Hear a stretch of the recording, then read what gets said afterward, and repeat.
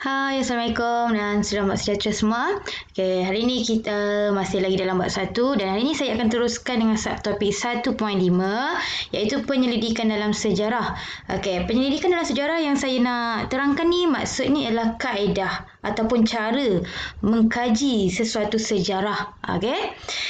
Okay, seterusnya kita pergi ke slide yang kedua. Okay.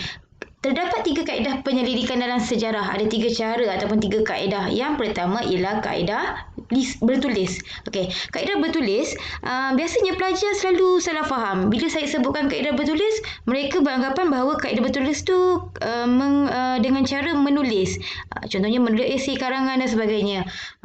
Bukan, kaedah bertulis ni bukan menulis. Kaedah bertulis yang sebenar bermaksud kajian terhadap sesuatu peristiwa daripada maklumat pada sumber yang ditulis, dipahat dan dilakar. Okay, secara ringkasnya maksudnya kita mengkaji sesuatu bahan yang ada tulisan, yang ada lakaran. Contohnya macam buku, macam dokumen-dokumen rasmi, okay, batu bersurat dan sebagainya. Yang kedua ialah kaedah lisan. Bila sebut lisan mestilah berkaitan dengan perbualan, berkaitan dengan percakapan. Jadi maksud kaedah lisan yang sebenarnya ialah proses mendapatkan maklumat melalui temu bual. Okey, kita mendapatkan maklumat yang kita nak kaji itu melalui temu bual. Okey, tokoh yang ditemu bual digelar orang sumber. Okey, orang yang kita temu bual tu kita panggil dia sebagai orang sumber sebab kita dapatkan sumber maklumat daripada orang yang kita temu bual itu. Yang ketiga ialah kaedah arkeologi. Kaedah arkeologi ni bermaksud kajian secara saintifik untuk mencari maklumat daripada bahan tinggalan sejarah dengan menggunakan kaedah gali cari atau ekskavasi. Okey, nanti saya akan terangkan lebih lanjut apa itu kaedah arkeologi dan agak menariklah kaedah arkeologi ni. Okey, kaedah bertulis. Saya bagi satu persatu. Okey, kaedah bertulis. Kaedah bertulis ada beberapa proses ataupun tahap. Okey. 1, mestilah mengenal pasti sumber bagi sesuatu peristiwa, tokoh atau institusi. Contohnya, kita nak kaji tentang negara kita, sejarah negara kita. Yang mana sejarah negara kita ni kita pernah dijajah oleh Portugis, okey, British dan sebagainya. Jadi, sumber bertulis boleh didapati di negara kita, boleh didapati di Portugal dan boleh didapati di Belanda. Okey. Selain itu, sumber bertulis juga kita boleh dapat dalam bahasa lain. Walaupun kita nak kaji sejarah negara kita, tapi kita boleh cari sumber yang dalam berbentuk bahasa lain. Contohnya Cina, bahasa Inggeris dan sebagainya. Okey, yang kedua ialah dengan mendapatkan dan mengesahkan sumber bertulis tersebut. Jadi penyelidik perlu ke tempat di mana simpannya sumber tersebut. Contohnya macam muzium ke arkib dan perpustakaan. Yang ketiga ialah mengumpul dan menyimpan sumber yang diperluai bagi memudahkan rujukan semula. Yang keempat, menggunakan peralatan seperti komputer bertujuan untuk menganalisis data, menyunting, penulisan serta menyusun bibliografi dan statistik. Dan akhir sekali ialah menganalisis. Okey. Okey, ini contoh kaedah-kaedah bertulis. Okey, ini adalah lukisan di gua.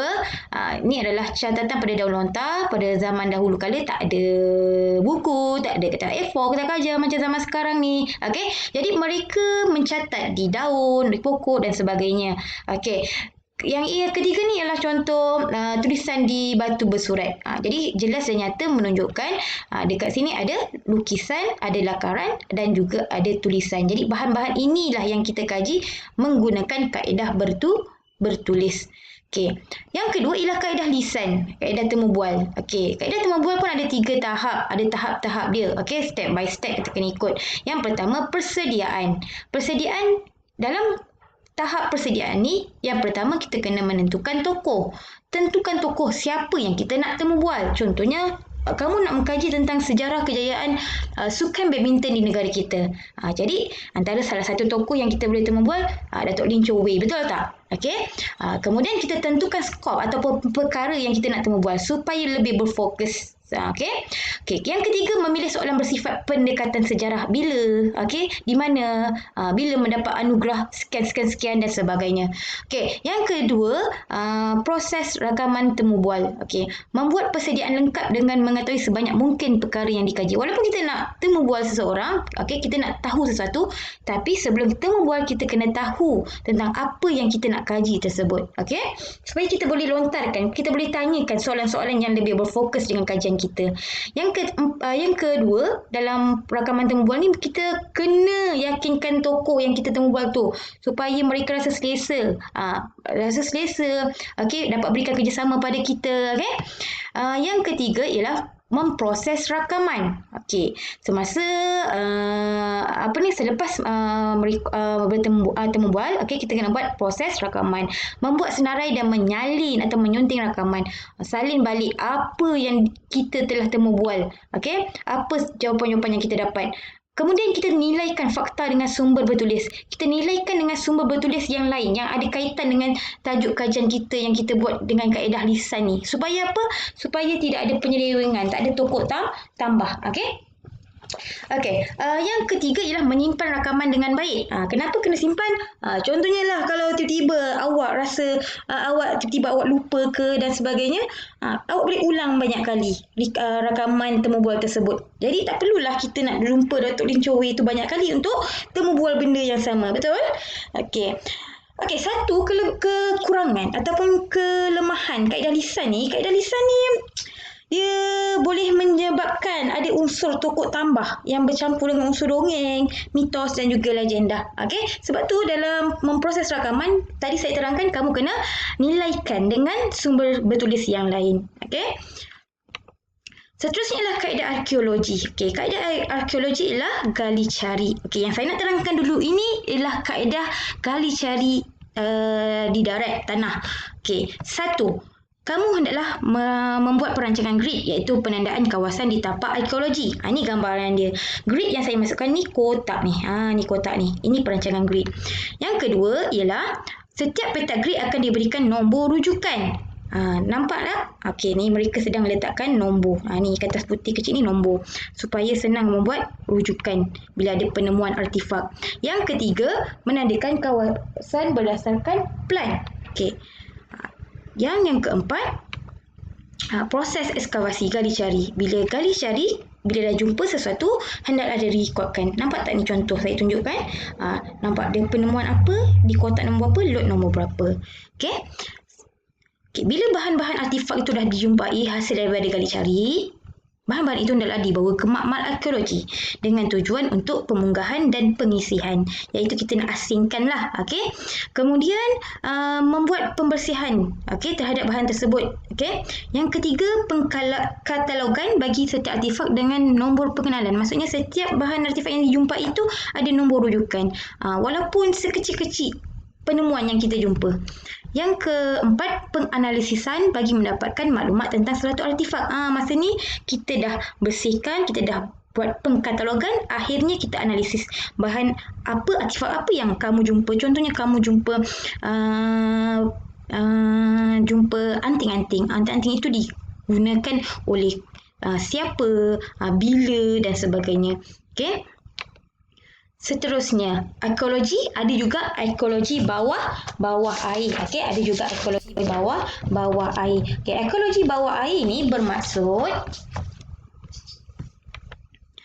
kajian saintifik tentang sejarah peninggalan manusia yang terdampar di dasar laut, sungai atau tasik. Okey.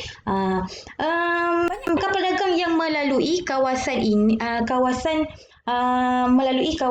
banyak kapal dagang yang melalui laluan di laut di negara ini telah tenggelam. Okey. Jadi macam mana kita nak kaji? Kita menggunakan kaedah arkeologi bawah air. Dan kalau kat Malaysia ni, negara kita, bidang arkeologi bawah ini merupakan salah satu bidang yang masih baru lagi. Okey, masih baru lagi. Okey. Walaupun namanya arkeologi, okey, tapi dia tak sama dengan yang mula-mula tadi saya terangkan, arkeologi ekskavasi tadi. Okey, kaedah membuat kajian arkeologi bawah air ada beberapa kaedah, okey, iaitu menggunakan peralatan menyelam yang membantu ahli arkeologi bekerja dalam air. Yang kedua, grid ekskavasi untuk merekod lokasi hasil penemuan dengan tepat. Mestilah grid juga, okey, macam saya terangkan tadi. Yang ketiga, ahli arkeologi menggunakan paip udara untuk menyedut mendapan yang menutupi hasil ekskavasi. Okey, seperti yang kita sedia maklum, dalam bawah laut ni mesti ada banyak lumpur kan. Jadi susah untuk kita buat cari gali. Jadi kita tak boleh gali menggunakan tangan seperti ekskavasi yang tadi saya tunjukkan di darat. Okey. Kemudian macam mana kita nak catat, kita nak rakamkan penemuan-penemuan bawah air ini dengan cara fotografi, iaitu mengambil gambar untuk merekod butiran ekskavasi. Jadi kaedah arkeologi bawah air ini hampir sama seperti di daratan. Bezanya kaedah ini menggunakan peralatan yang khusus bawah air yang biasanya dikendalikan oleh pakar dengan menggunakan teknologi dari luar negara, kerana ini melibatkan kos yang agak tinggi. Jom kita saksikan video rakaman arkeologi bawah air. Saya nak tunjukkan awak macam mana suasana arkeologi bawah air.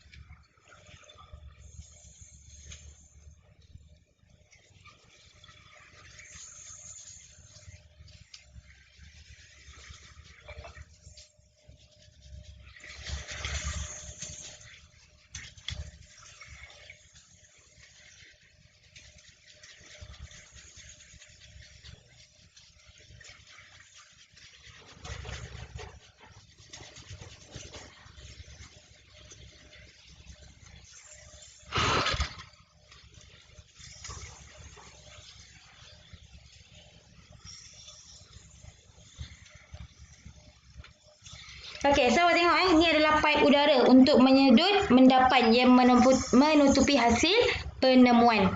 Tu paip udara tu yang tadi saya terangkan.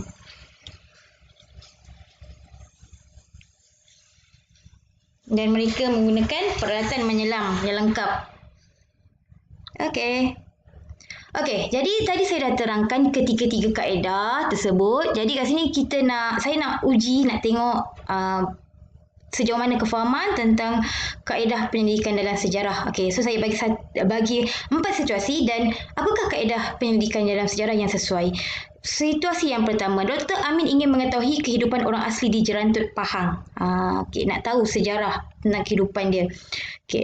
Apa kaedah yang sesuai? Kaedah lisan. Boleh berjumpa dengan orang asli di Jerantut Pahang dan kita temu bual. Adakah kita hanya menggunakan kaedah ini saja? Kita boleh cari beberapa kaedah, contohnya kaedah lisan, dokumen yang berkaitan dengan kehidupan orang asli. Kita bandingkan dengan hasil temu bual kita dengan orang asli tersebut. Yang kedua, ahli arkeologi menjalankan kajian di perairan Pulau Bidong untuk mengetahui kes kapal karam purba. Ni dah tentu kaedah arkeologi bawah air. Profesor Zaidi menjalankan kajian tentang masyarakat zaman prasejarah di Kota Tampan, Perak. Masyarakat zaman prasejarah dah tak wujud. Jadi, adakah sesuai kita gunakan kaedah lisan seperti kita hendak mengkaji kehidupan orang asli? Tidak. Kita gunakan kaedah arkeologi, kita mengkaji bahan-bahan peninggalan sejarah mereka. Ranjit dan Memi hendak menyiapkan tugasan berkaitan undang-undang tubuh Kerajaan Johor. Apa kaedah sesuai? Kaedah bertulis. Jadi jelaslah bahawa dalam melakukan sesuatu pendidikan dalam sejarah ni, kita perlu berusaha untuk mendapatkan sumber-sumbernya. Ada masanya kita memerlukan lebih daripada satu kaedah, bergantung pada sumber yang diperlukan dan pendidikan yang dilakukan. Namun begitu, ketiga-tiga kaedah ini mempunyai kekuatan dan ada kelebihan yang tersendiri. Itu saja untuk hari ini. Terima kasih kerana sudi mendengar penerangan daripada saya, Cikgu Hanisa.